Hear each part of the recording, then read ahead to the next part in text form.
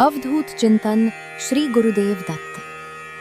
श्री स्वामी समर्थ महाराज की जय। मंडळी, आपल्या सर्वांचं आपल्या परिवारात मनःपूर्वक स्वागत।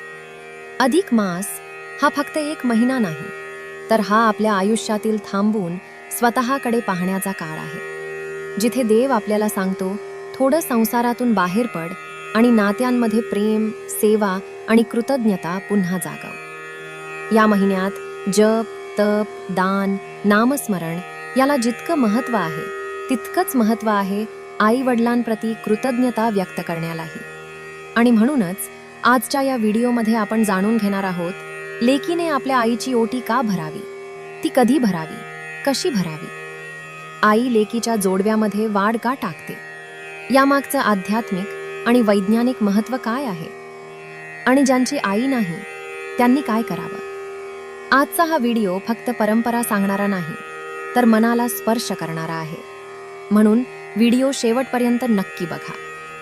मंडळी, प्रत्येक समाजात, प्रत्येक गावात, प्रत्येक घरात वेगवेगळ्या प्रथा असतात।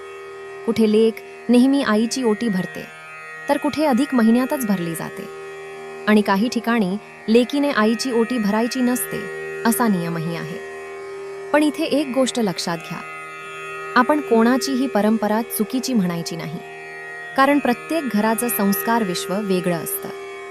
काही घरात लेक गावाला निघताना आई तिची ओटी भरते, तर काही ठिकाणी आई लेकीकडे आली की लेक तिची ओटी भरते। हे प्रेम आहे, हा मान आहे, ही कृतज्ञता आहे।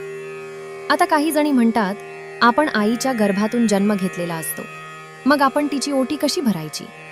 तर काही ठिकाणी म्हणतात, कन्यादान झाल्यावर मुलगी दुसऱ्या घरची होते। पण मला एक सांगा, आईचं प्रेम कधी बदलतं का? लग्नानंतर आईचं काळीज आपल्या लेकीसाठी धडधडणं थांबतं का? नाही ना।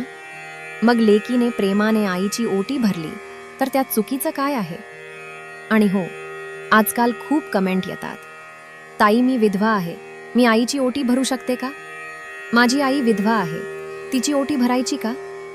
मला एक गोष्ट मनापासून सांगायची आहे, स्त्रीचं सौभाग्य तिच्या कपाळावरच्या कुंकवात नसतं, तर तिच्या त्यागात, प्रेमात आणि मायेमध्ये असतं। समाजाने काही नियम बनवले असतील, पण परमेश्वराने कोणालाही कमी लेखलेलं नाही। जोपर्यंत स्त्री जिवंत आहे, तोपर्यंत ती पूजनीय आहे। आई सवाष्ण असो, ब्रह्मचारिणी असो, लेक सवाष्ण असो किंवा विधवा, प्रेमाने भरलेली ओटी कधीच पाप देत नाही, उलट मनाला समाधान देते। म्हणून कोणाच्याही शब्दांनी स्वतःला कमी समजू नका। परमेश्वर भावना बघतो, समाजाचे नियम नाही। आता ओटी कधी भरावी? अधिक महिन्यात तुम्ही कोणत्याही दिवशी आईची ओटी भरू शकता। जेव्हा आई तुम्हाला धोंड्याला बोलावते किंवा तुम्ही माहेरी जाता, त्या दिवशी प्रेमाने आईची ओटी भरावी। ओटी कशी भरावी?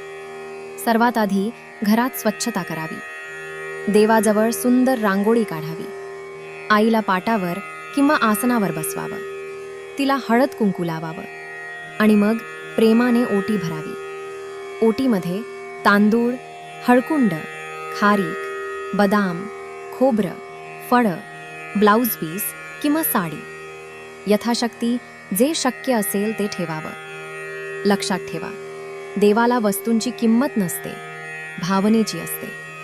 ओटी भरल्यानंतर आई थोडे तांदूळ लेकीच्या ओटीत टाकते। याचा अर्थ, माझ्या लेकीचं आयुष्य कधी रिकामं पडू नये। किती सुंदर भावना आहे ना।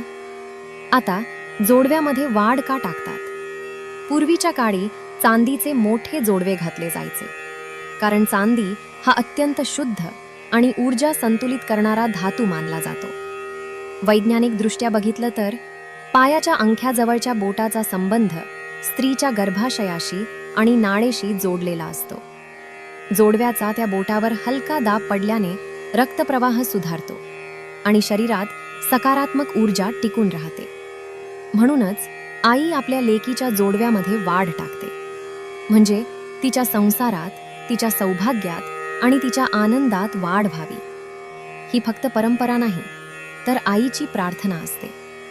आता ज्यांची आई नाही त्यांनी काय करावं? मंडळी, आई फक्त जन्म देणारी नसते, आई ती असते जी आपल्यासाठी जगते. म्हणून तुमची मावशी, काकू, आत्या, सासूबा ज्यांनी तुम्हाला प्रेम दिलं, आधार दिला, त्यांची ओटी भरली तरी चालते. आणि जर घरात काही नियम असतील तर आपल्या कुलदेवीची ओटी भरून ती आईच्या नावाने अर्पण करू शकता. आता वडिलांसाठी काय करायचं? आईवर जितकं प्रेम असतं तितकंच वडिलांवरही असायला हवं. कारण बाप हा